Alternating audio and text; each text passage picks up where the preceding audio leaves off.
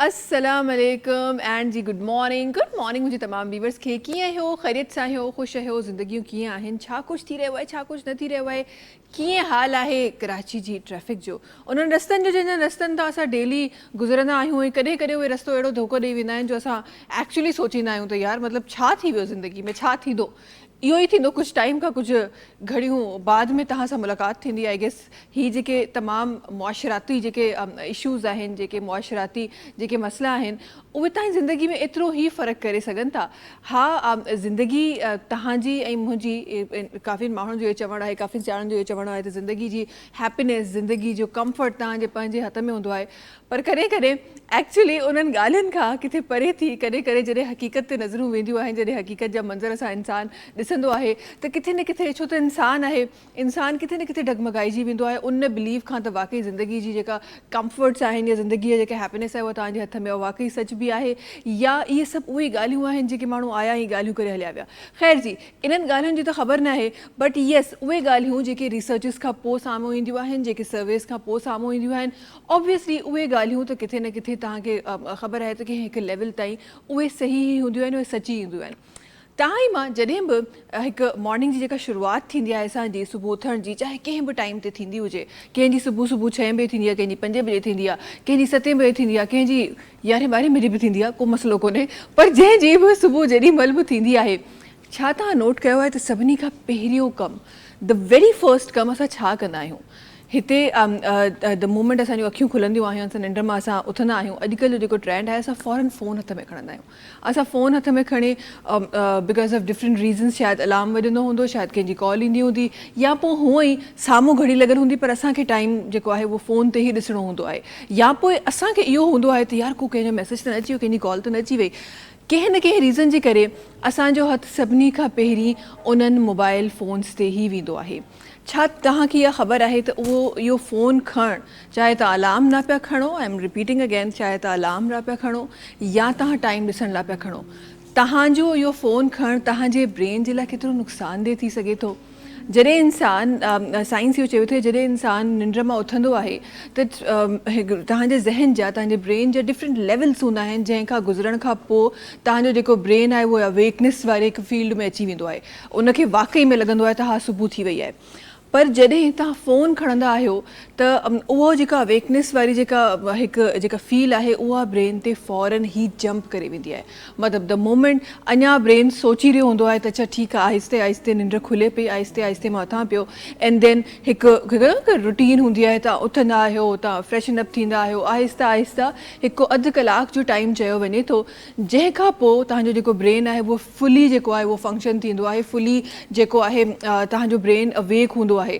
पर असां उथण सां ई जॾहिं फ़ोन खणंदा आहियूं, असां उनखे उहो जेको अधु कलाक जो टाइम आहे उहो ॾींदा ई कोन आहियूं, बिकॉज़ असां तव्हां ई मां अक्सर हिन ॻाल्हि ते ॻाल्हाए चुका आहियूं त फ़ोन हिकु अहिड़ी शइ आहे जंहिंखे सियाणा हिते चवनि त घटि में घटि जेॾी महिल तव्हां सुम्हो था त कलाक पहिरीं तव्हां उनखे पाण खां परे करे छॾियो ऐं उथो था त कलाक ताईं तव्हां उनखे हथु न लाहियो, बट एटलीस्ट साइंस इहो चवे थी, रिसर्चिस इहो चवनि थियूं त एटलीस्ट अधु कलाक तव्हां पंहिंजे पाण खे ॾियो, पंहिंजे ब्रेन खे ॾियो त उहो सेटल डाउन थिए, उन खां पोइ तव्हां फ़ोन खणो, बिकॉज़ ज़ाहिर आहे उन जेके रेज़ आहिनि उहे एतिरियूं शार्प आहिनि जेके हिकदमि सां ब्रेन खे अवेक करे सघनि थियूं, ऐं उन जो जेको नुक़सानु आहे उहो तव्हांजे ब्रेन ते पए थो, तव्हांजी परफॉर्मेंस ते पए थो, तव्हांजी ओवरऑल जो जेको ॾींहुं आहे जंहिं तरीक़े जो गुज़रंदो उन ते पए थो। असां हमेशह चवंदा आहियूं न अॼुकल्ह जा असांजा ॿार ॾाढा एक्टिव थी विया आहिनि, ॾाढा एक्टिव थी विया आहिनि, छा रीज़न आहे?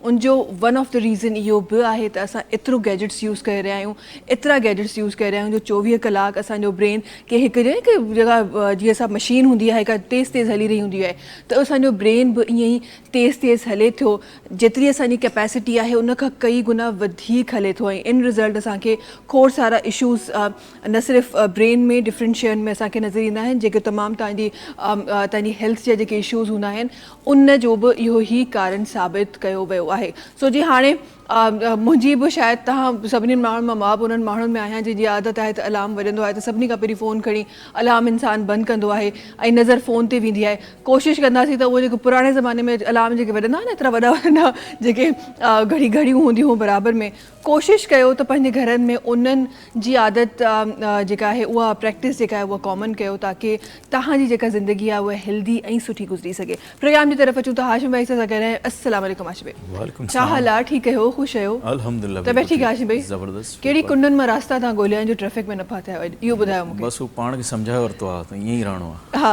न, इहो कहिड़ो अंदरि जो रास्तो आहे? रस्ता ॻोल्हणा यार, पर मां कॾहिं कॾहिं ईअं सोचींदी आहियां त असां अहिड़े शहर में रहूं था जिथे अगरि असां हिकिड़े कुंड खां ॿिए कुंड ताईं हलिया वञूं त असांखे शायदि 15-20 मिंट लॻंदा, वरी उन ई जॻह ते वरी असांखे अहिड़ो को रस्तो हुजे जेको सफ़ा क़रीब ईअं लॻंदो हुजे उन में असांखे कलाकु लॻी वेंदो आहे। बिल्कुलु सुठी ॻाल्हि बि आहे, बुरी ॻाल्हि बि आहे, सम्झ में थो अचे फोकस माण्हू कंहिं करे रस्तनि ते।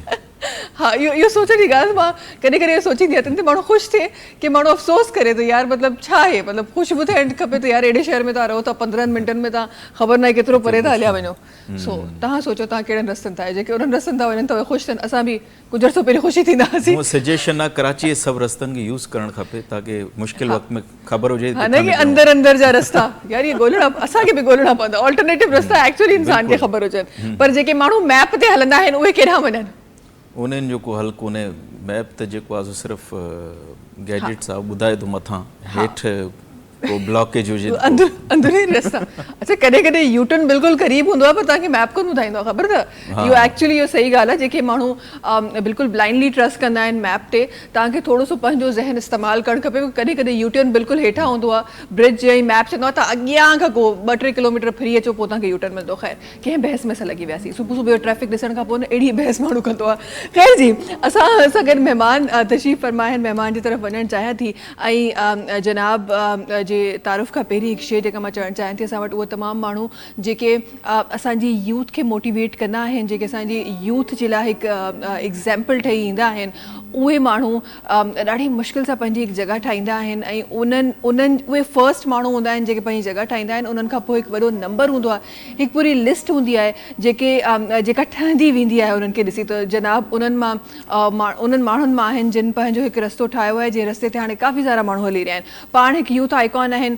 मोटिवेशनल स्पीकर आहिनि, रिसर्चर आहिनि, हिकु एंकर पर्सन आहिनि, डिफरेंट अहिड़ियूं इंटरनेशनल अकेडमीज़ आहिनि, कॉलेजिस आहिनि जंहिंजा पाण मेंबर आहिनि। असां गॾु तशरीफ़ रखनि था जनाब डॉक्टर मखदूम बिलावर साहब। अस्सलाम वालेकुम। कीअं आहियो? ठीकु आहियो? ख़ुशि आहियो? अल्हम्दुलिल्लाह। तबियत ठीकु आहे? तव्हां ॿुधायो तव्हां कीअं आहियो? अल्हम्दुलिल्लाह बिल्कुलु ठीकु ठाक। तव्हां ॿुधायो ज़िंदगी कीअं आहे? अल्हम्दुलिल्लाह बहितरीन, अल्लाह साईं जा लख एहसान आहिनि। छो जो अवां सदाईं असां खां पुछंदा आहियो त तव्हां कीअं आहियो? ठीकु आहे, तव्हां खां बि पुछो था तव्हां कीअं आहियो, तव्हांजो सुबुह कीअं थिए थो? अल्हम्दुलिल्लाह अल्हम्दुलिल्लाह, मुंहिंजी सुबुह अल्हम्दुलिल्लाह ॾाढी प्यारी थींदी आहे, ॾाढी ख़ूबसूरत थींदी आहे।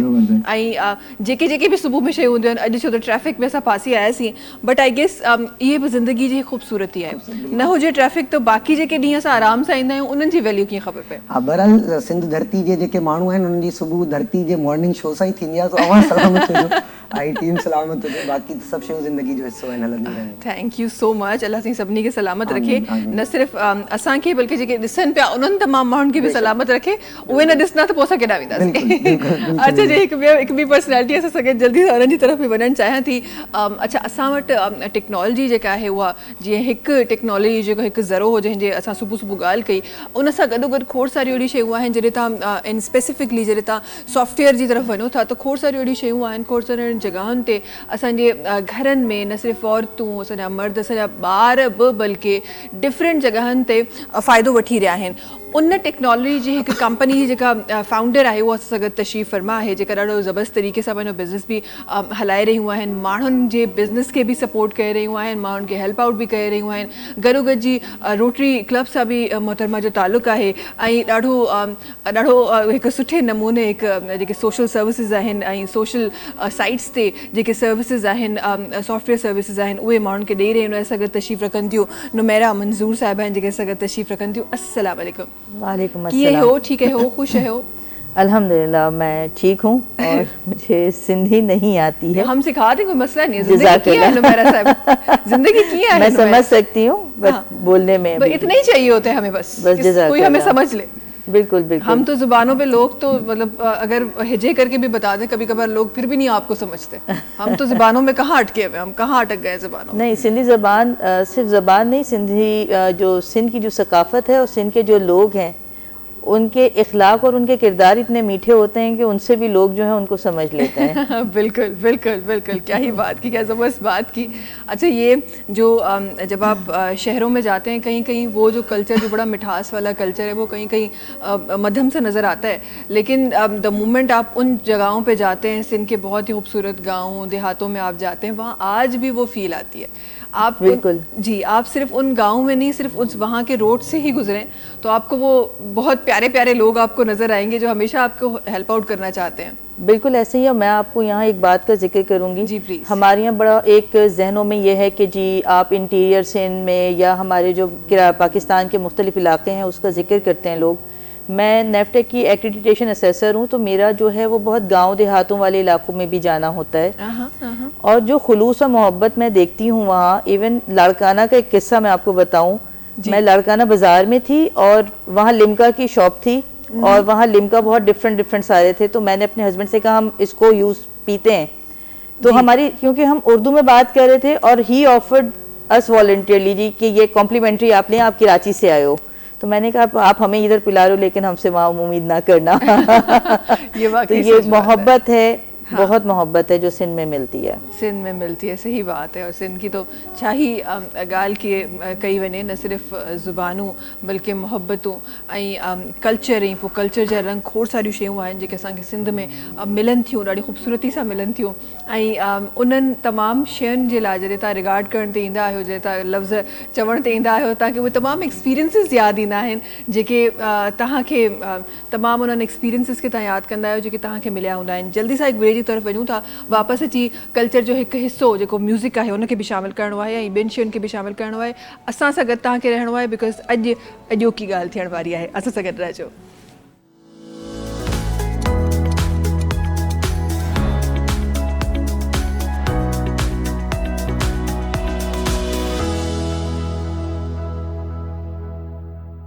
वेलकम बैक जी। अच्छा जी, मुंहिंजी टीम जो कुझु इहो ख़्यालु आहे त मां बिल्कुलु ई सोफ़े सां मैच करे रही आहियां। छा ईअं ई आहे? तव्हांखे छा थो लॻे? छा वाकई ईअं ई आहे? भाई सेट भी पंहिंजो, सोफ़ा भी अपना है, सेट भी अपना है, हम भी अपने ही हैं, तो मैच हो भी गए तो क्या फ़र्क पड़ता है? नहीं, मुझे तो अब मैं गौर करने पे आ रही हूँ, मुझे तो फ्लोर भी मैच लग रहा है। अब तो मैं आहिस्ता आहिस्ता चीज़ों को गौर करूँगी, फ्लोर भी मैचिंग लग रहा है। खैर जी, हाशिम भाई की तरफ हलूँ तो हाशिम भाई छा ख़्याल है, कुछ शामिल कजे? ठीक है।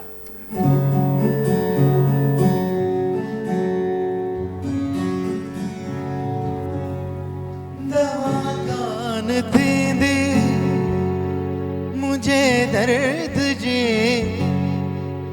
हकीमन खे कहिड़ी ख़बर मर्ज़ जी, त कहिड़े मर्ज़ जी बीमार आ।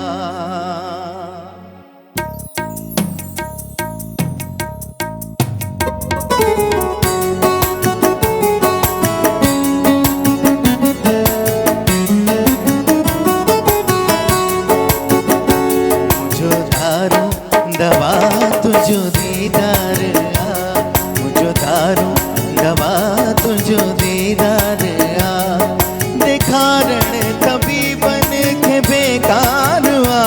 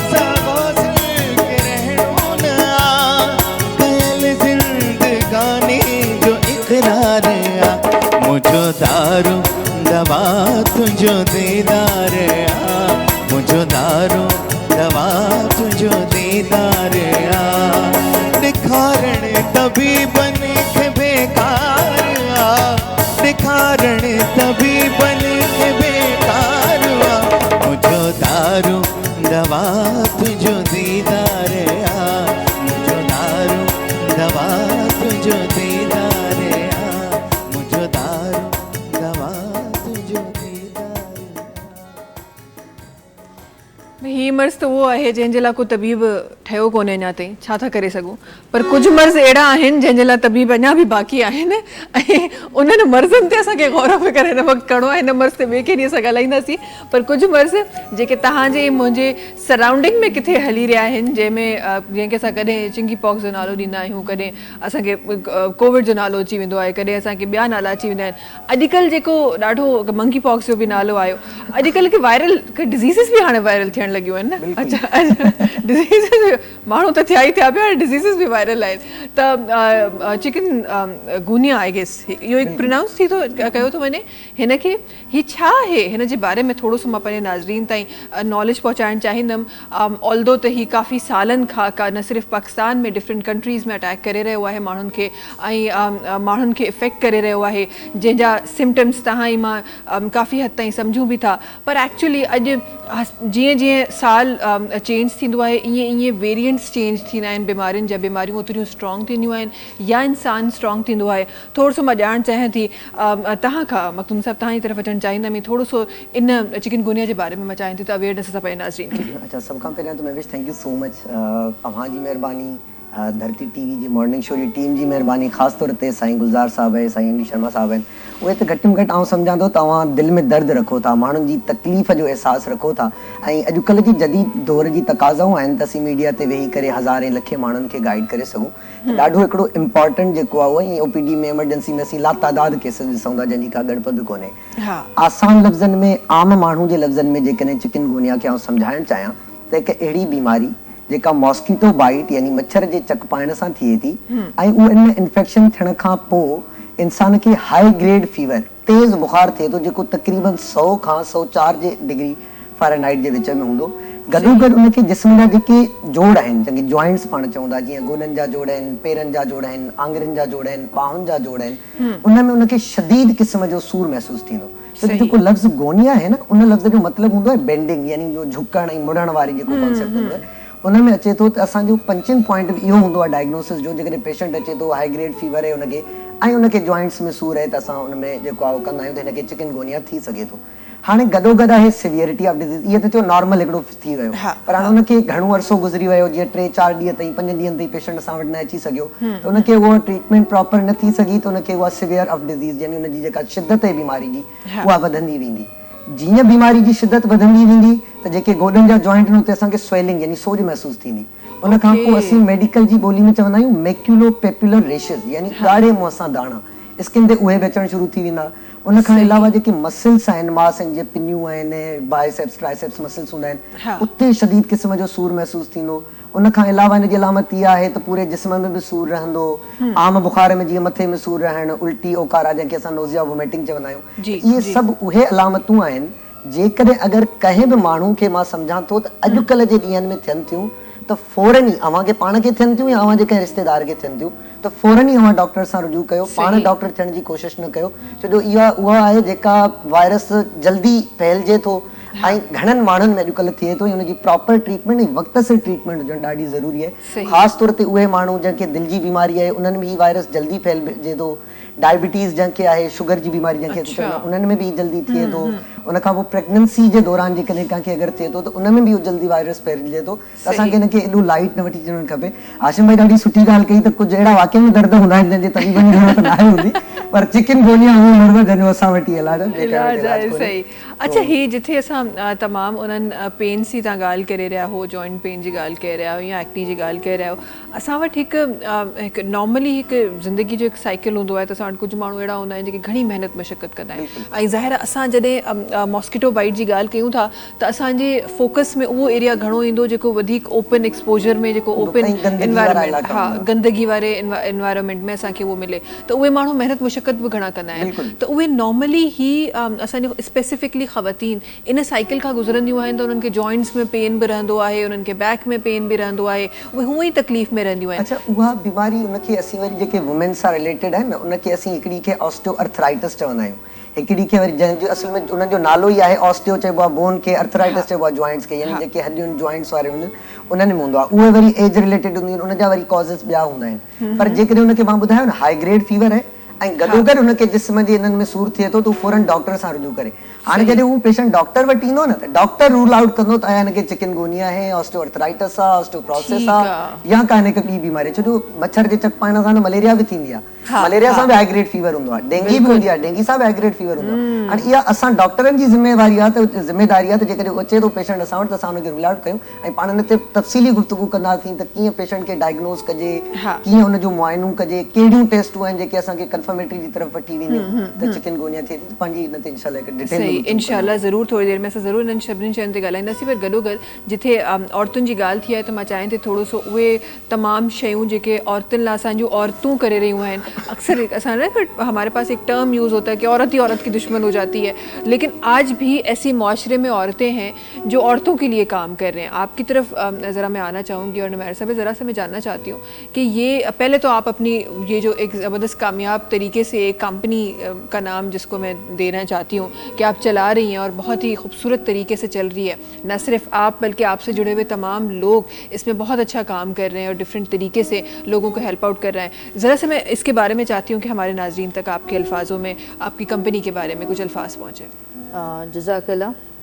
और असल में बात यह है कि मैंने ख़ुद जो है वो अपनी ज़िंदगी की जब शुरुआत की थी तो मैंने भी बहुत सारी मुश्किलात को फ़ेस करते हुए जो है वो मुझे 20 साल लगे कामयाब होने में। और इन तमाम चीज़ों को देखते हुए मेरे पास वो फीलिंग थी कि मेरी जैसी बहुत सारी लड़के और लड़कियां ऐसी हैं जिनके पास वसाइल और पैसों की कुछ कमी ऐसी होती है जिसकी वजह से वो अपनी ज़िंदगी में आगे नहीं बढ़ पाते। और अगर हम कोई इदारा बनाते हैं और हम डोनेशंस और फंडिंग के पीछे रहते हैं तो वो डोनर की ही ख्वाहिशात के तहत जो है वो चलता है और हम वो काम नहीं कर पाते जो हम करें। सही। तो हमने एक ऐसा इदारा बनाने की कोशिश की कि जिसमें हम डोनेशन ना लें बल्कि उसको सस्टेन करें। इसके लिए सबसे अच्छी जो अपॉर्चुनिटी थी वो थी आईटी सेक्टर। तो आईटी सेक्टर में हमने सबसे पहले एक इत्तेहाद बल्दिया के इलाके में एक इदारा बनाया। वहाँ के बच्चों को कंप्यूटर कभी उनको टच भी नहीं किया था और आज वो ग्राफिक डिज़ाइनिंग करते हैं, डिजिटल मार्केटिंग करते हैं, वेब डेवलपमेंट करते हैं और ना सिर्फ नेशनल बल्कि इंटरनेशनल क्लाइंट्स के लिए काम करते हैं। और इसमें मैं आपको बताऊं क्योंकि जो हमारे अंडर प्रिविलेज इलाके हैं वहाँ पे लड़कियों की शादियाँ बहुत जल्दी होती हैं जी जी। और जल्दी शादी होने की वजह से और कम आमदनी की वजह से फैमिली में झगड़े होते हैं जिससे वो डिवोर्स रेट बहुत बढ़ जाता है। तो मेरे पास बहुत सी डिवोर्स ख़वातीन हैं जो आज इतनी एम्पावर हैं अल्हम्दुलिल्लाह, जो अपनी फैमिली को सपोर्ट कर रही हैं। माशाल्लाह। तो हम अपने जितने भी लोग हमें सपोर्ट करना चाहते हैं हम उनसे कहते हैं आप हमें पैसे ना दें बल्कि अपना डिजिटल मार्केटिंग का जो भी काम है या वेबसाइट आपने डेवलप करवानी है, ऑनलाइन जो भी सपोर्ट है अपने बिजनेस की वो आप हमारे बच्चों से लें ताकि हमारे बच्चे उन फैमिलीज़ को सपोर्ट करें। और अल्हम्दुलिल्लाह अभी हम मलीर में भी इस तरह का काम करने जा रहे हैं। हमने 1500 से ज़्यादा लड़कियों को ट्रेन किया। ज़बरदस्त। और अल्हम्दुलिल्लाह उसमें 90% लड़कियां कमा रही हैं। माशाल्लाह माशाल्लाह। इसी को देखते हुए इस वक्त मैं ये आपका प्रोग्राम बहुत अच्छा एक कॉज है जो कि मेरा पैगाम पूरे सिंध में और पूरे पाकिस्तान में पहुंचाएगा। और वो ये कि ज़ैबेट के साथ एक MOU हुआ और ज़ैबेट ने कहा कि जी सिंध के मुख्तलिफ इलाकों में हमारे प्रेमिसेस हैं जी, आप वहाँ की IT लैब यूज़ करें और वहीं के हैंडीक्राफ्ट बिजनेस को आप इंट्रोड्यूस करवाएं।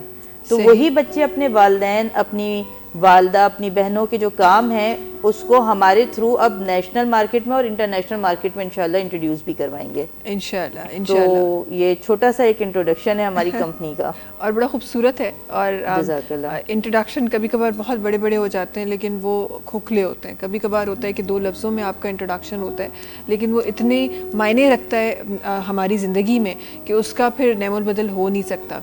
ये जिसकी हम बात कर रहे हैं, हम आपकी कंपनी की जब हम बात कर रहे हैं और तमाम उन औरतों को ट्रेन करने की बात कर रहे हैं, मैं ज़रा से जानना चाहती हूँ कि हमारे पास एक बैरियर ये भी है, जिस तरह आपने कहा कि हमारे पास जो अंडर प्रिविलेजेस एरिया होते हैं उन पे हमारी जो औरतें हैं वो बहुत जल्दी उनकी बच्चियों की शादियाँ करा दी जाती हैं, तो काफ़ी सारी चीज़ें होती हैं जिनमें बैरियर आ जाता है। एक बैरियर मुझे ये भी नज़र आता है उन्हीं एरियाज़ में कि हमारे पास जो लड़कियां हैं, जो बच्ची हैं, उनको बाहर भी निकलने नहीं दिया जाता, उनको इजाज़त नहीं होती।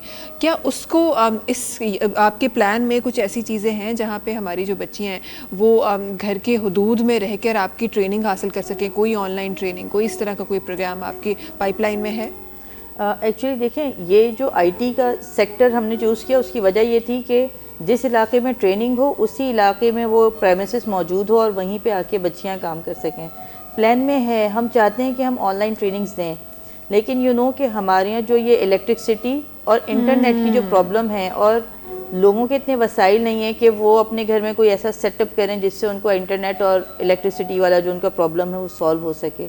यही वजह है कि अब हम जो एक्सपेंड कर रहे हैं वो सिर्फ हम अंडर प्रिविलेज एरियाज़ में कर रहे हैं। इवन तो जो हमारा हब चौकी वाला और ये जो हमारा मलीर वाला सेटअप है, इसकी भी हमने जो रोटेशन रखी है वो रखा है कि जी 5 घंटे हम ट्रेनिंग करेंगे और 19 घंटे इसी प्रेमिसेस को जो आपके अपने डोर स्टेप पे है आप इसको अपने वर्क प्लेस के तौर पे यूज़ करें। तो वो 19 घंटे जो है वो सॉफ्टवेयर हाउस के तौर पे रन होता है और 5 घंटे जो है वो ट्रेनिंग के लिए यूज़ होता है। ट्रेनिंग के लिए यूज़ होता है, सही। और ऑनलाइन कहीं भी किसी इलाके से कोई भी हमारे साथ कनेक्ट होना चाहे तो मोर देन वेलकम। आप skytech.com को सर्च कर सकते हैं, स्काईटेक IT इंस्टीट्यूट को सर्च कर सकते हैं और कनेक्ट हो सकते हैं। ये छोटी छोटी नंढी नंढी उहे मुआशरे में कोशिशूं आहिनि जेके तमाम असांजा जेके भी वेलफेयर एसोसिएशन्स आहिनि या जेके भी सोशल वर्कर्स आहिनि, तव्हां बि मखदूम साहब हिकु सोशल एक्टिविस्ट आहियो, जेके भी नंढा नंढा पंहिंजी चवनि त पंहिंजी हद में रही तव्हां पंहिंजो कमु कयो, बाक़ी मुआशरो आहिस्ता आहिस्ता ज़रा शुरूआत त किथां ई थींदी आहे। हर एक माण्हू सिर्फ ॿियो कमु न करे पंहिंजी ज़िम्मेदारी जो कमु करे, माशरो पाणे सुधरी वेंदो। माना मुंहिंजी ज़िम्मेदारी, मां डॉक्टर आहियां त मूंखे मुंहिंजी ज़िम्मेदारी मां सुठो मतिलबु पंहिंजो उते कमु कयां, ॿिया मामलनि में मां जेको आहे उहो न कयां। वरी जेकॾहिं कोई इंजीनियर आहे त हुनखे पर हर हिकु माण्हू पंहिंजी ज़िम्मेदारी जो कमु करे, असांजो मुआशरो पाणे सुधरी वेंदो। हिते डॉक्टर इंजीनियर जे कम में वेठो आहे, इंजीनियर ॿिए में वेठो आहे, मीडिया वारो ईअं बसि हले वियो। हाँ बिल्कुलु, ये किस्सो बसि ईअं हले पियो, किस्सो बड़े हले पियो। ख़ैर जी, जल्दी सां ब्रेक की तरफ़ पिया वञूं। असां बिल्कुलु उन किस्से जो हिसो कोन्हे, असां पंहिंजी सीट ते वेठा आहियूं, असां जेके आहियूं असां पंहिंजी सीट ते वेठा आहियूं। बिल्कुलु वक़्तु आहे ब्रेक जो, तव्हां सां मुलाक़ात कयूं था ब्रेक खां पोइ।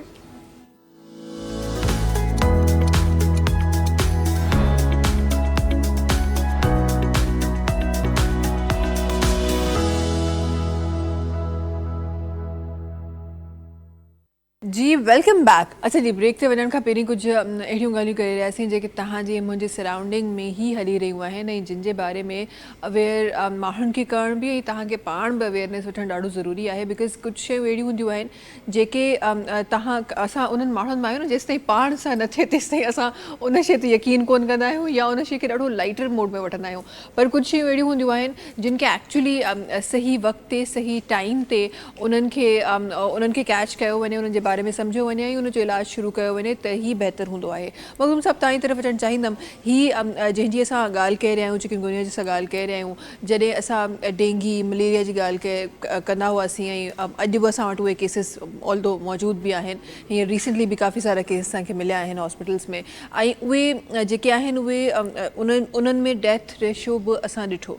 छा चिकनगुनिया बि ओतिरो ई डेंजरस आहे जेतिरा पहिरीं असांजा जेके वायरसिस हुआ, पहिरीं जेतिरा असांजा शयूं हुयूं उहे डेंजरस हुयूं? छा हे बि ईअं ई आहे, लाइफ टेकिंग आहे? अच्छा, डेंजरस ऐं हुनखे एतिरी सिचुएशन में न चवंदमि छो जो एॾी का सीवियर डिज़ीज़ न आहे, पर डेंगी मलेरिया में बि डेथ उन वक़्तु थींदी आहे जॾहिं सही वक़्त ते सही माण्हू खां इलाज न थिए। ॿ ॾाढियूं इंपॉर्टेंट शयूं आहिनि। हिकिड़ो त सही वक़्तु हुजे, उन खां पोइ तव्हां सही डॉक्टर वटि पुॼो, इहा शइ हिकिड़ी अहम आहे। छो जो असां वटि न रूरल एरियाज़ जेके असांजा पसमानदा इलाइक़ा आहिनि उते मिडवाइफ्स, क्वेक्स, अताई डॉक्टर अहिड़ा माण्हू वेठा आहिनि, उहे बिल्कुलु एंड सिचुएशन में जॾहिं पेशेंट खे मोकिलींदा आहिनि उन वक़्तु पेशेंट असां वटि ईंदो आहे न, उहो डेंगी सां कोन मरंदो आहे या उनजो जेको मौत थींदो आहे मलेरिया जे करे या वरी आउं चवां चिकनगुनिया जे करे कोन थींदो। हुनखे ऑलरेडी ॿी अंडरलाइन कॉज़ हूंदो आहे जेको डायग्नोस न थींदो आहे, हू उनखे बसि एंटीबायोटिक ॾेई हुनखे लिवर खे ख़तमु करे, गुर्दनि खे ख़तमु करे पोइ असांखे मोकिलींदा आहिनि। पोइ हुनजो थींदो आहे। त चिकनगोनिया जो माना अॼु ताईं जेकॾहिं आउं चवां त कोई रिसर्च प्रूव एतिरी शइ न आहे त हुन सां डेथ थिए थी। डेथ कॉम्प्लिकेशन जे करे थिए थी जेके चिकनगोनिया सां थियनि था उहो टाइम ते हुनजो न थिए। त इन में हिकिड़ी इंपॉर्टेंट हिते शइ आहे उनजे कॉज़िस खे सम्झण जी। त उनजो कॉज़िस छा आहिनि उन खां पोइ वरी पाण इन ते ज़रूरु ॻाल्हाईंदासीं त डॉक्टर खे असेस कीअं करणु खपे। छो जो मां सम्झां थो हीउ टॉक शो सिर्फ़ु हिकु आम माण्हू न नौजवान डॉक्टर बि ॾिसनि पिया उहे डॉक्टर ॾिसनि था उन्हनि खे बि सम्झाइजे त चिकनगोनिया आम बीमारी जी तशख़ीस ताईं कीअं पुॼिबो आहे। सो कॉज़िस में आउं ॿुधायो त असां वटि एडीज़ इजिप्ट आहे। एडीज़ हिकिड़ो जेको आहे उहो मॉस्किटो हूंदो आहे जंहिंजे करे ही थिए थो। पर उहा बि हिकिड़ी अहम शइ इहा आहे त डे लाइट में उहो बाइट करे थो। अच्छा मच्छर अक्सर असीं कॉन्सेप्ट वठंदो थींदो आहे त राति वारो ई असांखे कॉन्सेप्ट ज़हन में ईंदो आहे। पर चिकनगोनिया जो जेको मॉस्किटो आहे उनजी बाइट डे लाइट में थिए थी। हाणे उन इहा बि शइ असांखे जेका आहे उहा सम्झणु खपे।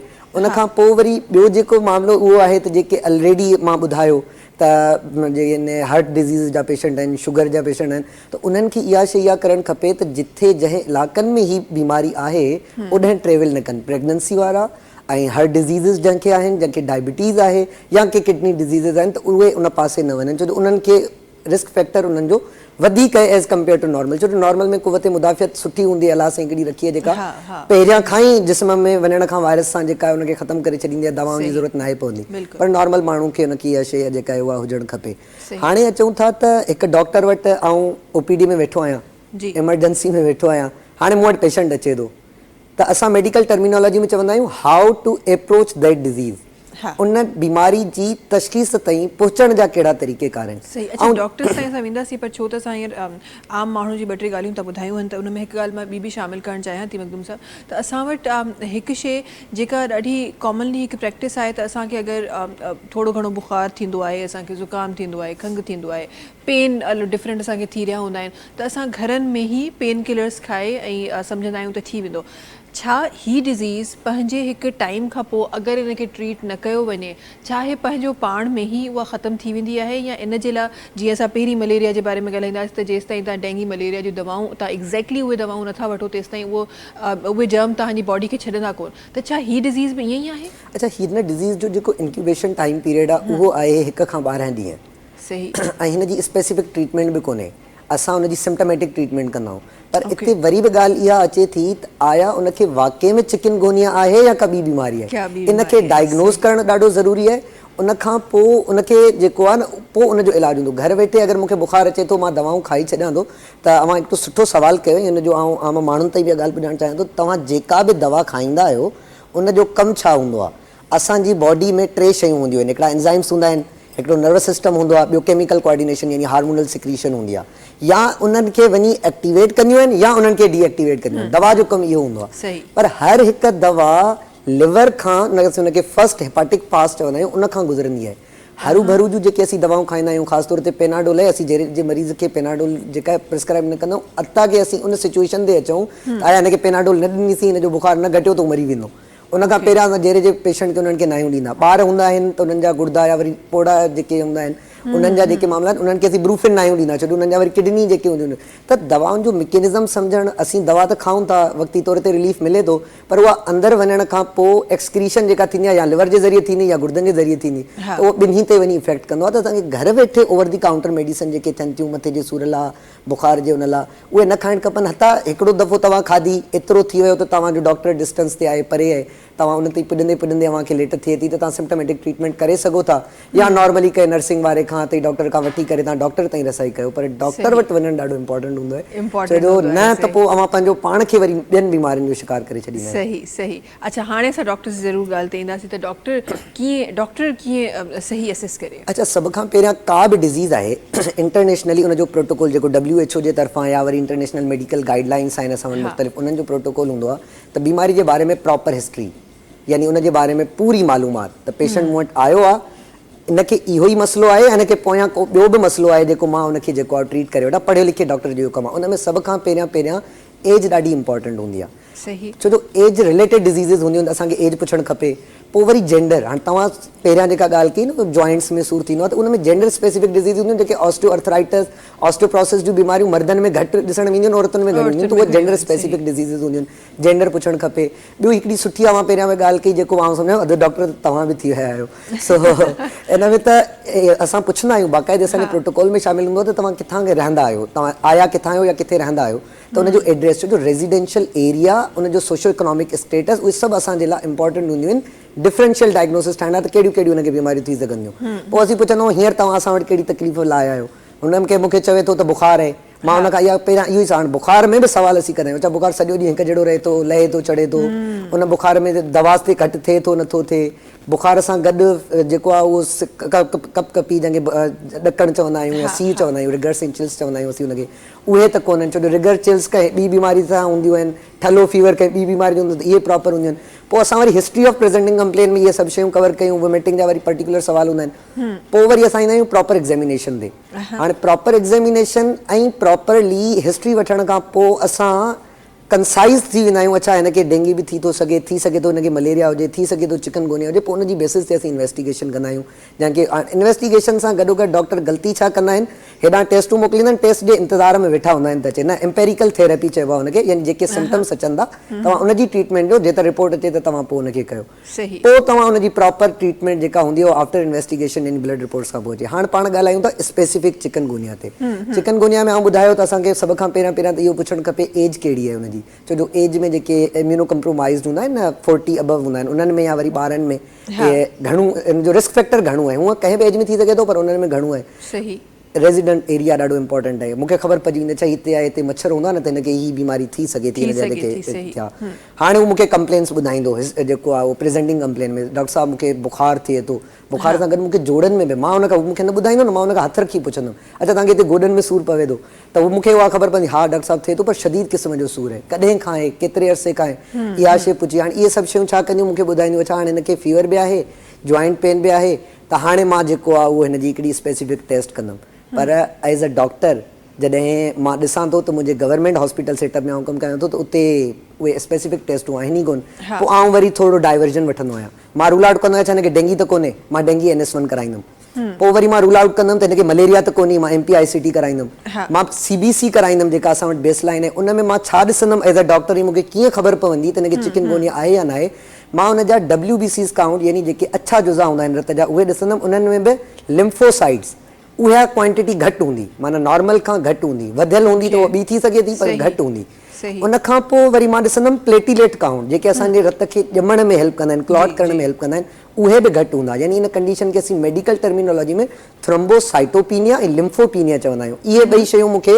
अञा वधीक कंफर्मेटरी जी मां वरी डेंगी जी टेस्ट ॾिठी अच्छा हीअ नॉर्मल आहे हिनखे साइड ते करे छॾियो मलेरिया जी ॾिठी हुनखे साइड ते करे छॾियो पोइ वरी आउं हाणे छा ॾिसंदुमि आउं वरी ॾिसंदुमि UCE यूरिया क्रिएटिनिन उन में मूंखे क्रिएटिनिन लेवल वधीक मिलंदो पेशेंट खे छा हुयो हाई ग्रेड फीवर हुयो जॉइंट पेन हुयो लिम्फोसाइट काउंट घटिजी वियो क्रिएटिनिन वधी वियो प्लेटिलेट्स घटिजी विया हाणे मुंहिंजी 100% कंफर्मेशन आहे त बाबा हिनखे चिकनगुनिया आहे पोइ मां हुनजी ट्रीटमेंट जी तरफ़ हलियो ईंदुमि पर हाणे हिते हिकिड़ी शइ आहे त जेकॾहिं फॉरेन कंट्रीज़ आहिनि उन्हनि में कहिड़ियूं कहिड़ियूं टेस्ट थींदियूं आहिनि चिकनगुनिया खे रूल आउट करण लाइ जेके असीं कंफर्मेटरी ही हुयूं स्क्रीनिंग टेस्ट कंफर्मेटरी टेस्ट कहिड़ियूं हूंदियूं आहिनि असां हुन में ॾिसंदा आहियूं त वायरस स्पेसिफिक IgM एंटीबॉडी या न्यूट्रलाइज़िंग एंटीबॉडी वायरल जेको आहे उहो कल्चर असीं कराए सघूं था हिन में उन मां असांखे 100% ख़बर पवे थी त हीअ चिकनगुनिया उहो असांखे लेब ॿुधाईंदी आहे हिनखे चिकनगुनिया वायरस हिन जे ब्लड में आयो आहे उन खां अलावा जेको आहे उहो असीं PCR वग़ैरह इहो पाकिस्तान में हिते असां वटि इहा हींअर कोन्हे थी बि सघे थो त आगा खान या उन्हनि में हुजे पर हाणे मां मूं वटि पेशेंट अहिड़ा ईंदा आहिनि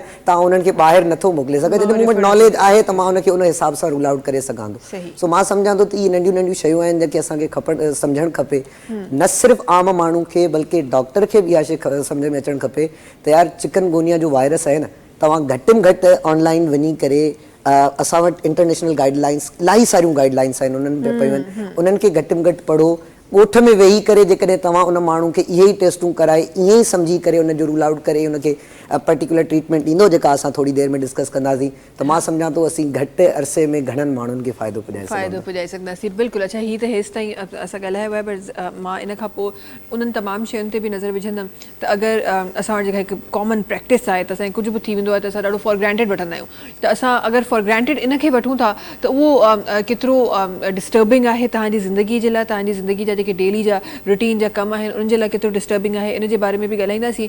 गॾोगॾु मां थोरो सो पंहिंजे IT सेक्टर ते बि नज़र विझणु चाहियां थी। उहो IT सेक्टर जेको तव्हांजी मुंहिंजी ज़िंदगियुनि जो हिसो थी वियो आहे, ऐं काफ़ी सारा उहे माण्हू जेके एक्चुअली उनखे सम्झनि था, उन मां फ़ाइदो वठनि था, उन्हनि काफ़ी घणो उन IT सेक्टर में फ़ायदो भी वरतो है।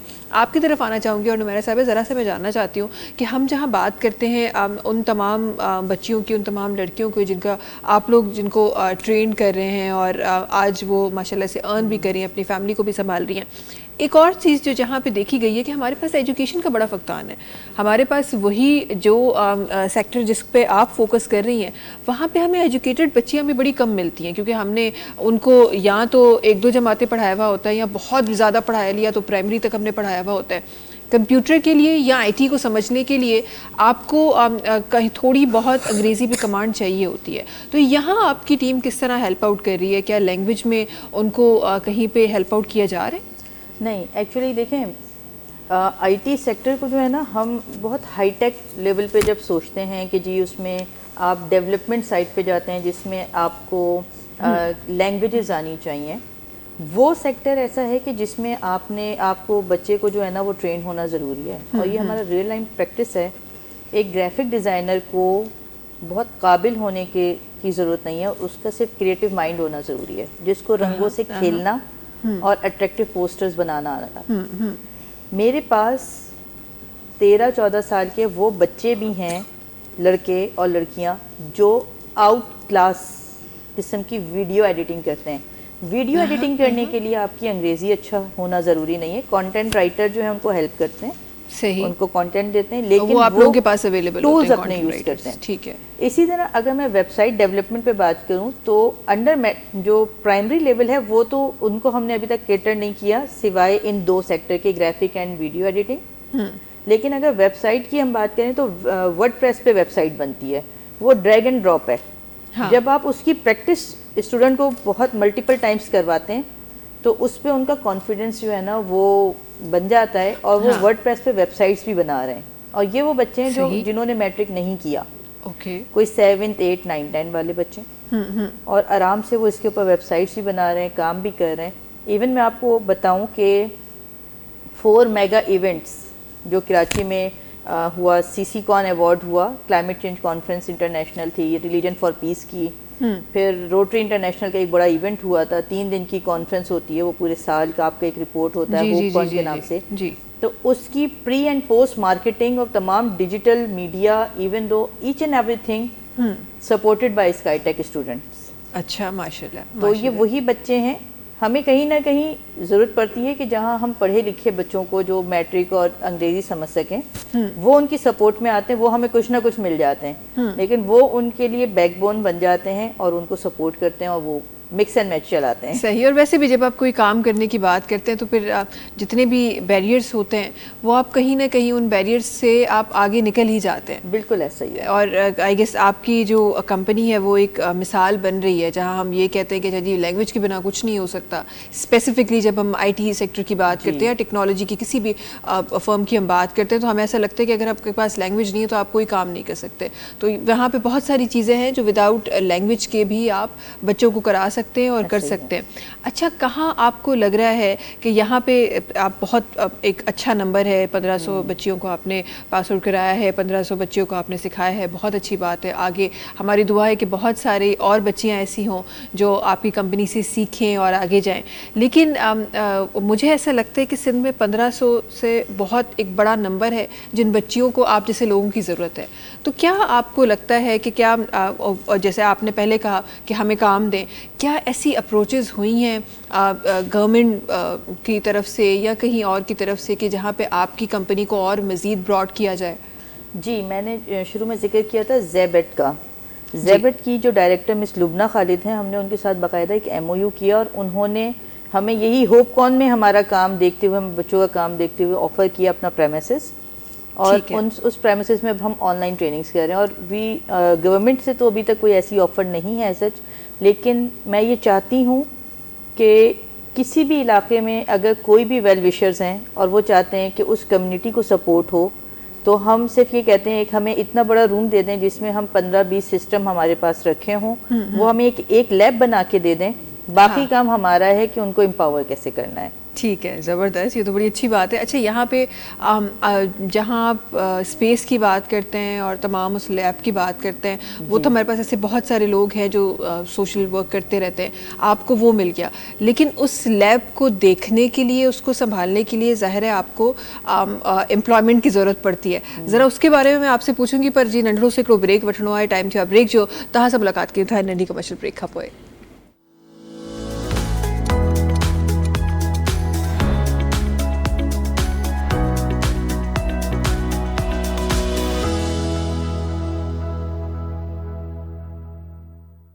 जी वेलकम बैक। कुछ अहिड़ियूं ॻाल्हियूं जेके तव्हांजे मुंहिंजे फ़ाइदे लाइ आहिनि या पोइ तव्हां सां ऐं मूंसां जेके माण्हू मुंसलिक आहिनि उन्हनि जे फ़ाइदे लाइ आहिनि, अॼु ही प्रोग्राम उन्हनि जे लाइ थी रहियो आहे। अच्छा, जिथे असां हिकु सेक्टर जेको ज़िंदगी जो जेका टेक्नोलॉजी आहे या जंहिंखे असां IT जो नालो ॾियो, असां AI जे नाले डिफरेंट नालनि सां असां उन्हनि खे पुकारियो, ही तमामु मूंखे लॻे थो हिकु ई सेक्टर आहे, पर हा उन जा जेके ब्रांचिस आहिनि उहे डिफरेंट थी वियूं आहिनि। हिकु इहा असांजी ज़िंदगी जी ॾाढी ज़रूरत आहे, प्लस असांजी जेका हेल्थ आहे उहा हिकु अहिड़ी शइ आहे जेका सुठी न आहे। बचपन में हेल्थ इज़ वेल्थ पढ़ियो हो न, असां सभिनी पढ़ियो, त उहा वाकई एक्चुअली हाणे सम्झ में अचे थी त अगरि उहा सुठी न आहे त ज़िंदगी वाकई में बेमायने लॻे थी, बेरंग लॻे थी।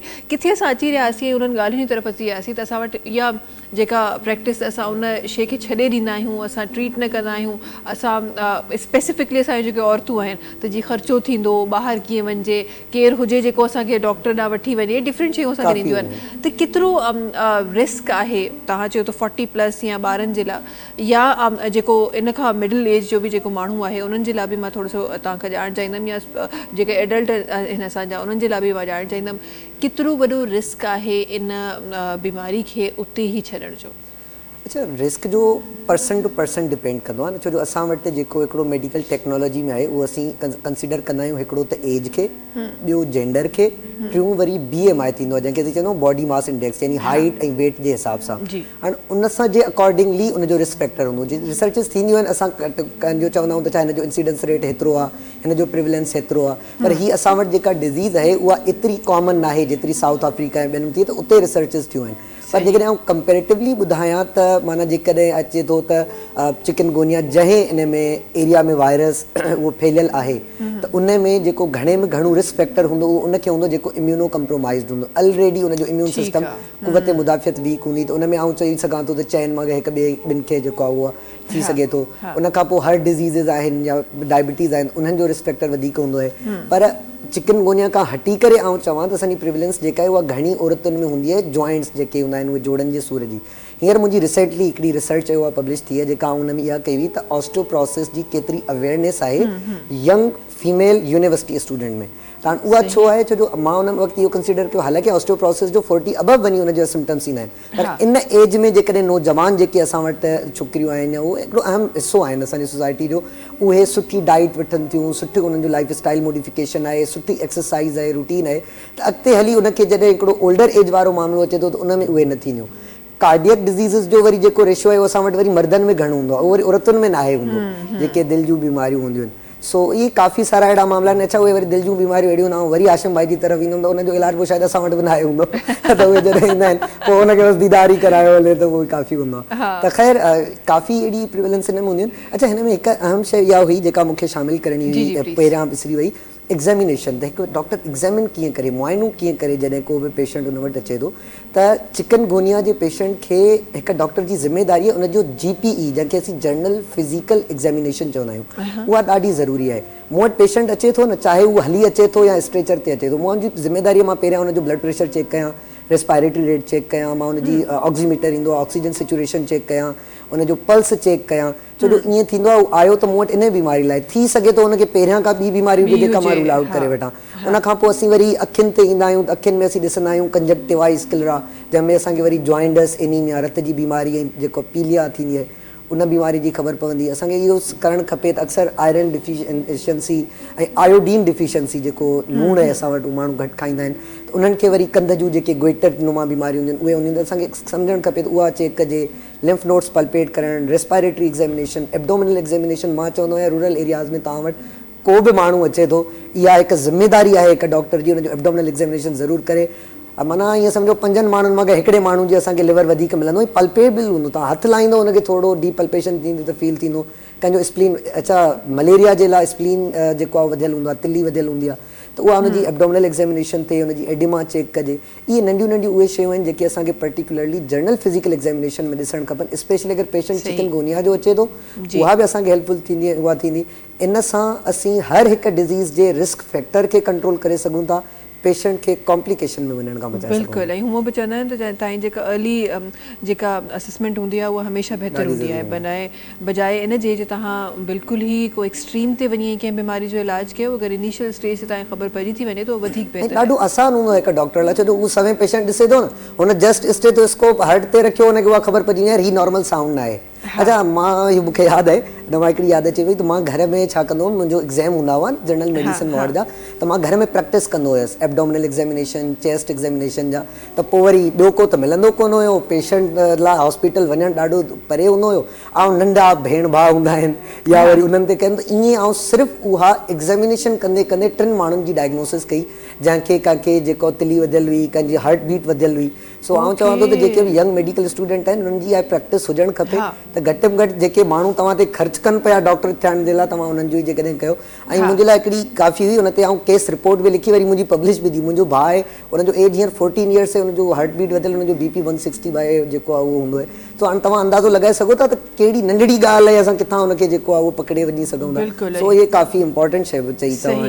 यंग एज में त तव्हां सोचींदा बि न आहियो, मतिलबु कंहिंखे ब्रीदिंग में प्रॉब्लम थी रही आहे, ॿार खे या कुझु, त असां हुनखे ॾाढो लाइट वठंदा आहियूं, असां सोचींदा ई न आहियूं त हुनखे को ख़ुदा न ख़ास्ता हार्ट जो को इशू थी सघे। बिल्कुलु, इहा वाकई सही ॻाल्हि आहे। ऐं जेको तव्हां चयो त मेडिकल स्टूडेंट घटि में घटि वठंदा, मूंखे ईअं लॻे थो त असांजो जेको फर्स्ट एड आहे न उहो असांजे हर माण्हू खे अचणु खपे, न सिर्फ़ु उहे माण्हू जेके मेडिकल रिलेटेड आहिनि, जेके हेल्थ रिलेटेड कमु करे रहिया आहिनि, इवन तव्हांजे घर जो हर ॿार, इहा प्रैक्टिस असांजे स्कूल्स में हुजणु खपे।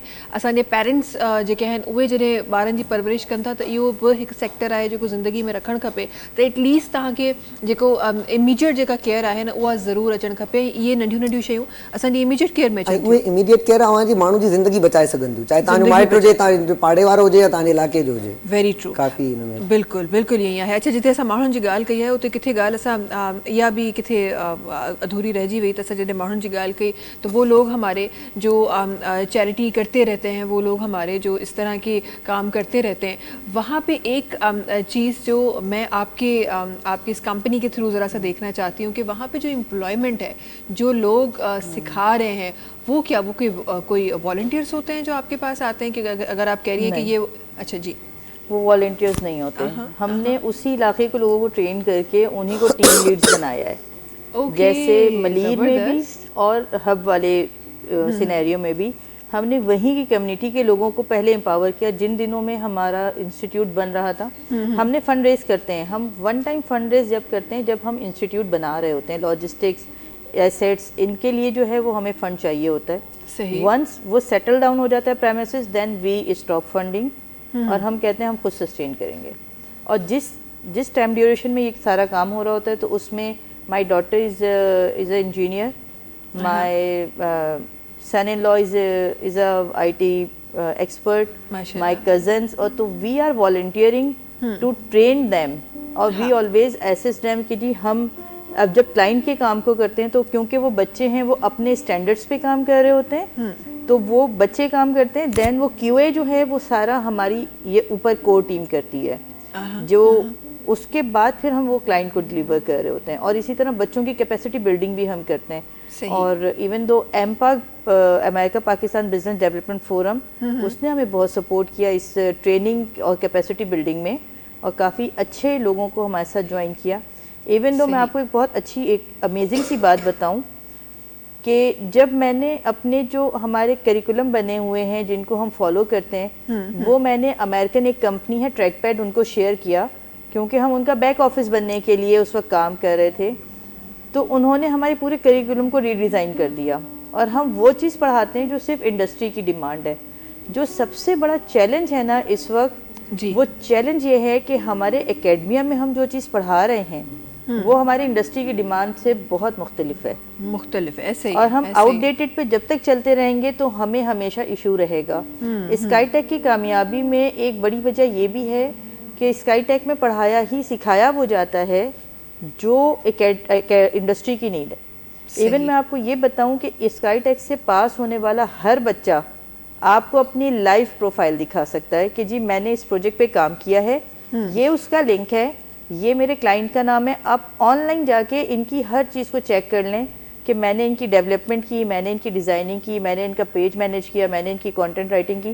تو ایک کلائنٹ پہ تقریباً 10 بچوں کی ہماری ٹیم جو ہے وہ کام کرتی ہے. ماشاءاللہ ماشاءاللہ زبردست. اچھا کچھ بیوں ګالیوں जेके मूंखे शामिल करियूं पर हिते जॾहिं असां उन्हनि माण्हुनि जी ॻाल्हि की जेके चैरिटी कंदा रहंदा आहिनि त मूंखे किथे ज़हन में आयो त को रिसेंटली को हिकिड़ो विज़िट थियो हो, को हिकु वॾो नंबर हो शायदि कपिड़नि जी डिस्ट्रीब्यूशन जो जेके तव्हांजी तरफ़ां थियो, छा सीन हुयो?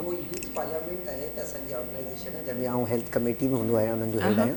सो साईं रिज़वान जाफ़र साहिबु आहिनि ऐं ॿियो साजिद थेबदावाला जे नाले सां उहे मतिलबु उन जा साईं साजिद साहिबु कन्वीनर आहिनि, चेयरमैन आहिनि रिज़वान जाफ़र साहिबु. त मां अक्सर सोशल एक्टिविटीज़ ऐं उन्हनि में हूंदो आहियां त मूंखे ईअं अचानक कॉल अची थी यार हीउ मामिलो आहे साजिद भाई कपिड़ा डोनेट करे थो, पर हाणे असांखे ट्रस्ट कोन पियो थिए त माण्हू ताईं पुॼायूं कीअं.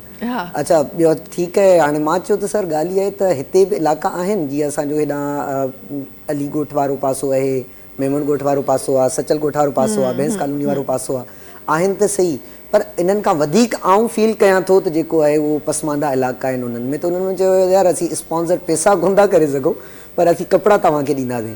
पोइ वरी डिफरेंट जेके आहिनि उहे सोशल मीडिया चैनल्स इस्तेमालु कया. उन्हनि में वरी खादमी नेसन फाउंडेशन जा चेयरमैन हुआ साईं अरशद अब्बासी साहिबु, उन्हनि सां थियो. उन्हनि जे तवसुद सां वरी असीं जेको आहे लाड़काणे जा मुख़्तलिफ़ डिस्ट्रिक्ट हुआ उन्हनि में असीं तक़रीबन कच्चे जे इलाइक़े ताईं वियासीं, हुते उहे कपिड़ा डिस्ट्रीब्यूट कया. उन खां पोइ वरी जेको आहे उहो असां अब्दुर्रहमान मरी साहिबु हुआ, उन्हनि वरी असांखे स्पॉन्सर कयो त असीं नौशारे फिरोज़ जा जेके आहिनि उहे काफ़ी सारा इलाइक़ा मतिलबु कोई 8-9 ज़िला हुआ, डिस्ट्रिक्ट हुआ जिते असीं कयासीं. त हाणे मां बि ईअं चई सघां थो तव्हां हुन कपिड़ा डिस्ट्रीब्यूट कंदे हर ज़िले जो पाणी पीतो आहे जेको हिकिड़ी अक्सर कहावत हूंदी आहे. सो इहो आहे. सो अलहमदुलिल्लाह बसि अलाह सां कमु वठे पियो. अपॉर्चुनिटी हूंदी आहे, मां चवंदो आहियां यार बसि हुजे त माण्हू करे वठे. हालांकि हुन लाइ काफ़ी मुश्किलात थींदियूं आहिनि. हींअर कल्ह ई आऊं हैदराबाद मां वापसी आयो आहियां, कैरियर काउंसलिंग ते असांजो हिकिड़ो प्रोग्राम हुयो, सो उहो बि करे आयासीं. सो काफ़ी सारी शयूं अहिड़ियूं आहिनि पर मां सम्झां थो त इहा शइ तॾहिं ई मुमकिन थी सघे थी जॾहिं अव्हांजे इन में ज़हन में इहो हुजे ऐं इहो फ़लसफ़ो हुजे त यही है इबादत, यही दीनो ईमान, काम आए दुनिया में इंसान के इंसान. वाह वाह, काम आहे दुनिया में इंसान के इंसान. ॾाढी ज़बरदस्त ॻाल्हि कई तव्हां. अच्छा हिते प्रोग्राम में टाइम बि काफ़ी तेज़ी सां गुज़री रहियो आहे. हिकु ॿियूं शयूं जेके मां शामिल करणु चाहियां थी, ज़रा सा आपकी तरफ आना चाहूँगी. और बहुत ही एक अच्छा एक ट्रैक है जिस पे न सिर्फ आप और आपसे जुड़े हुए जितने लोग हैं वो चल रहे हैं बहुत ही खूबसूरती से. मैं इस तरह से जानना चाहती हूँ कि हमारे पास जिस तरह आपने कहा कि हमारी एकेडमिया में वो चीज़ नहीं सिखाई जाती जो इंडस्ट्री की ज़रूरत है. हम जब इंडस्ट्री की ज़रूरत की बात करते हैं तो आज हमारे पास काफ़ी सारे ऐसे लोग हैं जो हमें देख रहे हैं जो शायद ऐसी कोई कंपनी से जुड़े हुए नहीं हैं. क्या ऐसी ज़रूरियात हैं और क्या ऐसी टेक्निकल चीज़ें हैं जो आपकी कंपनी, अगर आप बता सके तो, आपकी कंपनी जिस पे चल रही है, जिस ट्रैक पे चल रही है, जिस फॉर्मूले पे चल रही है, जो हमारे आज के स्टूडेंट को काम आ सकती हैं? देखें आईटी तो एक ऐसी फील्ड है जो हर टेक्नोलॉजी में जो है ना वो काम आने वाली चीज़. एक ऑटो बाइक मैकेनिक है, ठीक है, अब आपकी गाड़ी कहीं किसी भी इलाके में ख़राब हो जाती है, ठीक है, अब आपको प्रॉब्लम होती है, लेकिन अगर वही बच्चा थोड़ा सोशल मीडिया को अवेयरनेस कर ले और उस पर अपने आप को इम्प्लीमेंट कर दे, उस पर मार्केट कर दें, कुछ नहीं सिर्फ गूगल मैप पे जाके अपनी शॉप का एड्रेस डाल दें, ठीक है, तो गाड़ी कहीं पे भी ख़राब हुई तो उस मैकेनिक को लेबर काम मिलना शुरू हो जाएगा. ठीक है, टेक्नोलॉजी से अगर ये अपने आप को कोई भी स्किल कनेक्ट कर लें, वो ख़वातीन जिन्होंने टेक्सटाइल डिज़ाइनिंग या स्टिचिंग या कोई भी चीज़ किसी इदारे से सीखी या ख़ुद उनके अंदर वो एम्पावरमेंट है तो वो उसको जो है वो भी वो मार्केट कर सकती हैं. अच्छा, इस प्रोग्राम के थ्रू मैं एक और मैसेज पहुंचाना चाहती हूँ. हमारे यहाँ पूरे पाकिस्तान में बहुत सारे ऐसे लोग हैं जिन्होंने ना तो तालीम हासिल की, ना वो कभी किसी इदारे से मुंसलिक हुए, लेकिन انہوں نے استاد شاگرد والا جو ماڈل ہوتا ہے اس میں بہت اچھے اسکلز سیکھے ہیں. تو نیفٹیک جو ایک ادارہ ہے ہمارا, national vocational technical training commission, یہ ایک ڈگری آفر کرتا ہے ایسے لوگوں کو. وہ یہ کہتے ہیں کہ جی اگر آپ کے اندر اسکلز ہیں تو آپ یہ پورے پاکستان کے ہر علاقے میں کوئی نہ کوئی ادارہ ان کے لیے ٹیگڈ ہے, آپ اس ادارے میں جائیں, ان کو بتائیں کہ جی میرے پاس یہ اسکلز ہیں, میرے پاس یہ ہنر ہے اور میں اس پہ کمانڈ رکھتا ہوں.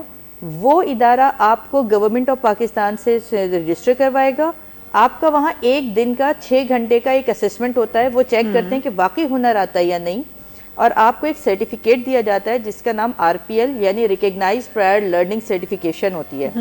اور اس سرٹیفکیشن کی ویلیو یہ ہے کہ یہ پوری دنیا میں ریکگنائز سرٹیفکیشن ہے. زبردست زبردست. اور اس پہ آپ نہ صرف پاکستان بلکہ گلف کنٹریز میں یا پاکستان سے باہر کہیں جا کے آپ جاب بھی کرنا چاہیں تو آپ سرٹیفائیڈ لیبر جو ہے نا وہ ہو جاتے, کیونکہ یہ چیز لوگوں کو نہیں پتا تو وہ اپنے آپ کو اس سے بھی امپاور کر سکتے ہیں. صحیح, زبردست. اور اس طرح کے بہت سارے ایسے پروجیکٹ ہیں. کبھی کبھار ہم لوگ شاید سمجھتے ہیں کہ یہ ہمارا حق ہے, ہم تنقید بہت آرام سے کر دیتے ہیں. بالکل, ہم لوگوں کو پوائنٹ آؤٹ بڑے آرام سے کرتے ہیں. تو ہماری گورنمنٹ تو ہمارے سامنے تو ایسے ہی کہ ہم جو دل کرتے ہیں ہم بول جاتے ہیں. لیکن ایسے جس طرح نیفٹیک ہے, اس طرح کی بہت ساری ایسی چیزیں ہمارے پاس ہو رہی ہیں جن پہ ہماری نظر نہیں ہے. تو یہ بہت اچھی بات ہے کہ آپ نے نیفٹیک کا ذکر کیا, اور آپ کے ذکر سے یہ بات آج ہزاروں لاکھوں لوگوں میں گئی ہے کہ ہم ایسے بھی کام کر رہے ہیں. بالکل, اس کا ذکر ہم نے وائرل ہوتے ہوئے نہیں دیکھا, یہ چھوا یہ ذکر وائرل ہوتا تھا. ایک چیز اور, میں سوری میں بیچ میں انٹرپٹ کر گئی, میں ایک پیغام اور بھیجوں گی کہ اسی طرح نیفٹیک نے ایک پورٹل بنایا ہے job.pk, میں آپ کو شیئر کروں گی. اس میں آپ کے پاس جو بھی اسکل جو بھی ڈگری ہے, آپ ایک امپلائر کی طور پہ یا آپ ایک امپلائی کے طور پہ وہاں جا کے رجسٹرڈ ہو جائیں. وہاں پہ جابس بھی ڈلی ہوتی ہیں, آپ وہاں سے جاب بھی حاصل کر سکتے ہیں. یہ میں سارا اسکل بیس بتا رہی ہوں کہ آپ کے پاس اگر ہنر ہے, ٹھیک ہے, اور آپ فلاں انسٹیٹیوٹ کی ڈگری نہیں ہے تو جی, اگر انسٹیٹیوٹ کی ڈگری نہیں ہے آپ رجسٹرڈ ہوں, RPL کروائیں, اپنی ایک وہاں پہ اپنا لاگ ان کریں, جیسے آپ فیس بک پہ اپنی ID بناتے ہیں, کوئی مشکل نہیں, وہاں اپنے آپ کو رجسٹر کریں. پوری دنیا میں کہیں بھی آپ جیسے لوگوں کی ضرورت ہوگی تو آپ کو بلایا جائے گا, چاہے آپ ڈینٹر ہوں, چاہے آپ موچی ہوں, چاہے آپ پلمبر ہوں. اور یہ میں 3-4 نام اس لیے لے رہی ہوں, چاہے آپ کارپینٹر ہوں, ان کی پوری دنیا میں بہت نیڈ ہے.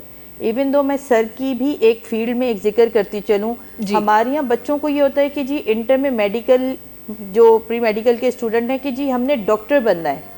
ایک ڈاکٹر نام کے ساتھ ڈاکٹر ٹیگ ضرور ہوتا ہے, تھوڑا سا معذرت کے ساتھ سر, لیکن ہمارے بہت سے بچے ڈیموٹیویٹ ہو جاتے ہیں جب وہ میڈیکل یعنی MBBS کے لیے ایڈمیشن اپنا نہیں لے پاتے. لیکن جو لوگ MBBS نہیں کر پاتے تو اگر وہ یہ دیکھیں کہ انڈسٹری کو نیڈ کس چیز کی ہے, یہاں بہت بڑی ڈیمانڈ ہے آپ کی ہوم ہیلتھ کیئر گیورز کی, نرسز کی, اور نرسز اور ہوم ہیلتھ کیئر گیور اس وقت اتنی ڈیمانڈنگ ہیں کہ وہ بہت ہائی پے پہ پوری دنیا میں جو ہے نا ان کو آن بورڈ کیا جا رہا ہے. تو جو لوگ پاکستان سے باہر, جو بچے پاکستان سے باہر والا بھی اپنا خواب دیکھتے ہیں کہ جی ہم فورن کنٹری میں جا کے سرو کریں, اپنے فیملی کو سپورٹ کریں, تو وہ نرسنگ کو ضرور چوز کریں. اور اس پیشن کے ساتھ جو ہے نا, اس پروفیشن کے ساتھ وہ اپنے آپ کو بہت گروم کر سکتے ہیں. صحیح. اچھا جی, پروگرام جو ٹائم جو ہے وہ تقریباً ختم تھی ویو ہے. تمام آخری جو ایڈو کے ایپیسوڈ جو ایڈو کے پروگرام جو لفظاً وہ شامل کرنا چاہیے تھی. آپ کی کمپنی کے حوالے سے ایک چیز جو میں جاننا چاہتی ہوں, ہر کمپنی کا, جس طرح آپ نے کہا کہ آپ کے پاس جو بچے ہیں وہ آج کلائنٹس کو سرو کر رہے ہیں, آج مجھے ایسا لگتا ہے کہ بہت سارے ایسے لوگ ہوں گے جو آپ کی یہ سکسیس سٹوریز جتنی بھی آپ نے بچوں کی سنائی, کیونکہ آج کل جو آپ سوشل میڈیا پہ دیکھ رہے ہیں وہ ایکچولی اتنے بزنسز ہو گئے, لوگوں کو نیڈ ہے ایسے لوگوں کی جو ان کو ہیلپ آؤٹ کر سکیں. تو آج اگر کوئی دیکھ رہا ہے, ایک بیسک اماؤنٹ میں تھوڑا سا آپ کی طرف سے, آپ کی کمپنی کی طرف سے جو آپ کے بچے چارج کرتے ہیں, آپ کی کمپنی چارج کرتی ہے, ایک بیسک اماؤنٹ جو بیس لائن اماؤنٹ ہے, ہر سوشل سائٹ ورکر کا کوئی نہ کوئی بیس اماؤنٹ ہوتا ہے, وہ اگر آپ شیئر کرنا چاہیں تو. آپ اسٹوڈنٹ فیس کے حوالے سے, جی اسٹوڈنٹ سے 1000 اور 2000 روپیز ہم چارج کرتے ہیں پورے کمپلیٹ کورس کی فیس. ٹھیک ہے. وہ کمٹمنٹ کے لیے. صحیح ہے. لیکن سوری نہیں آپ بتائیے. نہیں پلیز پلیز. انڈر ٹیکنگ لے لیتے ہیں کہ بھائی آپ چھوڑ کے نہیں جائیں گے کیونکہ وہ فار گرانٹیڈ ہوتا ہے. ہاں چھوڑ کے نہیں جائیں گے. اچھا ایک اور چیز اسٹوڈنٹس کے ساتھ ساتھ, یہ تو بڑی اچھی بات کہ آپ نے اسٹوڈنٹس کی فیس بتا دی, وہ جو کلائنٹ آپ کے پاس آ رہا ہے وہ کیا ذہن رکھ کر ہے؟ کلائنٹ یہ ذہن رکھ کے آئے کہ جی کوالٹی بھی کمپرومائز نہیں ہے, لیکن مارکیٹ کے کمپیریٹیولی جو ہے وہ اس سے لیس ریٹ میں کام ہو رہا ہے. ٹھیک ہے. اور دوسری بات یہ کہ دیکھیں ہر کمپنی جو ہے نا وہ انسانیت کے لیے کچھ نہ کچھ کرنا چاہتی ہے. آپ نے اپنا کام تو کروانا ہے نا, آپ ایسے لوگوں سے کام کروا لیں جو ریئلی بہت نیڈ میں ہیں, اور ہم چاہتے ہیں کہ وہ بیگنگ کی طرف نہ جائیں, وہ زکوٰۃ خیرات سے نہ پلیں, اپنی فیملی کو سپورٹ نہ کریں, وہ ایک اپنی ارننگ سے اپنی فیملی کو سپورٹ کریں اور پراؤڈ فیل کریں. اور یہ ہم سب کا کام ہے کہ ہم جب لوگوں کو سپورٹ کریں تو ان کی نظریں جھکنی نہیں چاہیے, ان کی نظروں کو ہم اٹھانے والے ہونے چاہیے. واہ واہ تو زبردست. اس میں پلیز آپ یہ ساری چیزیں ہیں, یہ ویژن ہے اس کے پیچھے, یہ بہت مشکل کام ہے, اور ہم کہیں کہیں ابھی اس نیڈ میں پیچھے بھی ہیں کیونکہ ہمارے پاس ٹرینڈ ہوئے بھی لوگ زیادہ ہیں, لوگ ابھی کم آن بورڈ ہوئے ہیں. ایسا بھی ہوتا ہے کہ 5-5 ہزار لوگوں کو بانٹ دیتے بچوں کو کہ بس ابھی اس میں گزارا کر لو, کبھی زیادہ کام ہوتا ہے تو زیادہ. تو آپ لوگ ایک فیملی کو نہیں, آپ پوری کمیونٹی کو سپورٹ کرتے ہیں, کمیونٹی کو کر رہے ہیں بالکل. اور نہ صرف یہ اس فیملی یا اس کمیونٹی کی بات ہو رہی ہے, بلکہ آپ ایک ایسا ایک آئیڈیل بنا رہے ہیں, ایک ایگزامپل لوگوں کے سامنے کھڑا کر رہے ہیں جن کو زمانے کے حساب سے شاید کچھ نہیں آتا تھا لیکن آج وہ ارن کر رہے ہیں. تہاں جاریو کے پروگرام جلا ہاں بس असांजी ट्रीटमेंट ऐं प्रिवेंशन वारी रहिजी वियो, त उहो हुन में त ट्रीटमेंट में जेकॾहिं आउं ॿुधायां त असां हिन जी का स्पेसिफिक ट्रीटमेंट कोन्हे. बुखार आहे त बुखार खे कंट्रोल करण जे लाइ मेडिसिन हूंदियूं आहिनि. हाणे जेकॾहिं आउं हिते ॿुधाईंदुमि त माण्हू टीवी ॾिसी उहा ई दवा वठणु शुरू कंदा, डॉक्टर ताईं रसाई कोन कंदा, त आउं नाला त कोन खणंदुमि, पर बुखार खे कंट्रोल करण जे लाइ हूंदी आहे. सूर जिस्म में थिए थो, जॉइंट्स में आउं सूर ॿुधायो, उन जे लाइ असां वटि दवाऊं मौजूदु आहिनि. पर घर वेठे तव्हां एतिरो करे सघो था जे तव्हां डॉक्टर ताईं नथा पुॼी सघो ऐं पेशेंट तव्हांजो जेको आहे उहो वात सां खाई पी सघे थो, त उन्हनि खे ORS जेको आहे उहो ठाहे 1.5 लीटर जी बोतल में, लीटर जी बोतल में हिकु उहा ॾिबी आहे. जेॾी महिल बि हू पाणी घुरे थो हुनखे ORS ॾिबो, त जीअं उन में नमकियात ऐं जेका आहे छो खाईंदो पीअंदो घटि आहे न, त उनजी वरी नमकियात उनजी घटि थी वेंदी. उहा उनखे ॾे, पाणी उनखे पीआरिबो आहे, पाणी जे हिसाब सां ज़रूरु ॿुधाए सघां थो. उनजो वज़न 50 किलो ताईं आहे त उनखे 1.5 लीटर पाणी पीआरियो, 60 किलो ताईं आहे त 2 लीटर हूंदा, 70 त पोइ 2.5 लीटर आहिनि, जे 80 खां उनजो मथे आहे त 3-3.5 लीटर जेको आहे उनखे पाणी ॾिबो, ऐं उहो पाबंदी सां ॾिबो त जीअं पेशेंट डिहाइड्रेट थिए. असां वटि ईंदो आहे जेकॾहिं उहो खाईंदो पीअंदो आहे त असीं उनखे उहा जूसिस वग़ैरह ऐं उहे ॿुधाईंदा आहियूं त सूफ़ जो जूस आहे या वरी जेको बि मौसमी फ्रूट आहे उनजो फ्रेश जूस. मां ॿाहिरां दॿे वारो जूस न पियो चवां, उहो जस्ट फ्लेवर हूंदो आहे, उन में का बि अहिड़ी शइ न हूंदी आहे, एनर्जी न हूंदी आहे. सो फ्रेश जूस उन्हनि खे उहो ॾिनो वञे. पर मां ॾिसां थो पेशेंट जो, छो जो मूंखे ख़बर आहे त बुखार बि आहे, ॿियूं बि इलाही मामलात आहिनि, खाई पी नथो सघे, पोइ असीं उनखे ड्रिप जी सूरत में जेको आहे उहो मुख़्तलिफ़ जेके रिहाइड्रेट करण लाइ उहे ॾींदा आहियूं. प्रिवेंशन जे हवाले सां अव्हांखे ॿुधायो त मच्छर वारा जेके बि इलाइक़ा आहिनि उते असांखे स्प्रे, गवर्नमेंट खे इहो क़दम खणणु खपे त उते स्प्रे कराइणु खपनि. अॻियां घर जे असांजे इलाइक़े में पाणी जा दुॿा आहिनि त उन्हनि खे ख़तमु कराइणु खपनि. घर में पाणी आहे त बाल्टी आहे, उन में पाणी या ॿिया जेके बि उन्हनि में पाणी रखी न छॾणु खपे. कूलर में पाणी रखूं था त असीं उनखे बिल्कुलु कवर कयूं, डिस्पेंसर बि आहिनि त उन्हनि खे कवर थियल हुजनि प्रॉपरली. ऐं उनखां पोइ मॉस्किटो कॉइल्स थियनि था, मॉस्किटो ऑइल्स जेके बॉडी ते लॻनि था उन्हनि खे इस्तेमालु करणु खपे. मां हिते आहियां ऐं मुंहिंजे इलाइक़े में जेको आहे चिकनगुनिया एतिरो वायरल न आहे या एतिरो न आहे, पर ॿियो इलाइक़ो आहे जिते मुंहिंजा माइट रहनि था ऐं उते उहो जेको आहे उहो आम आहे. त मूंखे इहा ज़रूरत, माना मां पाण खे इहो इन लाइ चवां पियो त आम माण्हुनि खे बि इहो मैसेज ॾियां पियो त तव्हां हिकिड़े हंधि रहो था उते चिकनगुनिया न आहे, ॿिए हंधि वायरल आहे, त तव्हांखे ओॾे वञण बि न खपे. ओॾे वञण खां अवॉइड कयो त जीअं उहो तव्हां वरी उतां खणी ईंदो, वरी तव्हांजे ख़ानदान तव्हांजे इलाइक़े में उहो फैलिजी वेंदो. इहे सभु उन जूं प्रिकॉशनरी एक्टिविटीज़ हूंदियूं आहिनि. उन खां पोइ हिकिड़ी मेन जी ॻाल्हि में आउं एड करणु चाहियां पियो त बिल्कुलु सही ॻाल्हि कई त MBBS BDS मेडिकल न आहे. अच्छा, नर्सिंग बि सिर्फ़ु मेडिकल न आहे, या ॿियूं अॼुकल्ह इलाही सारियूं मेडिकल टेक्नोलॉजी जूं फील्ड्स आहिनि ऐं फ्री ऑफ कॉस्ट कराई वञनि पियूं असांजे SIUT जहिड़े इदारे में, ऐं ॿिया बि आहिनि जंहिंमें कार्डियक परफ्यूजन आहे, ऐं जेको आहे उहो ICU जी थेरेपी आहे, रेस्पिरेटरी थेरेपी आहे, OT टेक्नीशियन आहे, ऑप्थोमोलॉजी आहे उन जा टेक्नीशियन थियनि था, रेडियोलॉजी जा टेक्नीशियन थियनि था.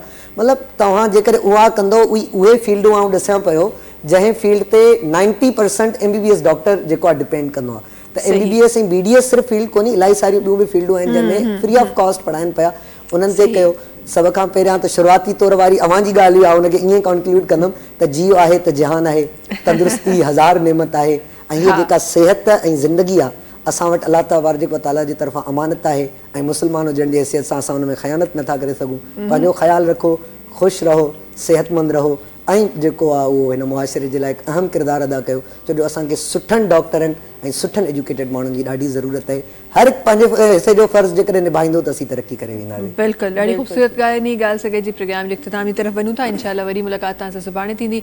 आख़िर में हाशिम भाई जो आवाज़ सां शामिल करे रहिया आहियूं। तव्हां सां मुलाक़ात सुभाणे कंदासीं। तेसिताईं सभिनी खे ॾींदा इजाज़त। तव्हां ॿिन्ही जे ख़ूबसूरत लफ़्ज़नि सां गॾु अल्लाह हाफ़िज़।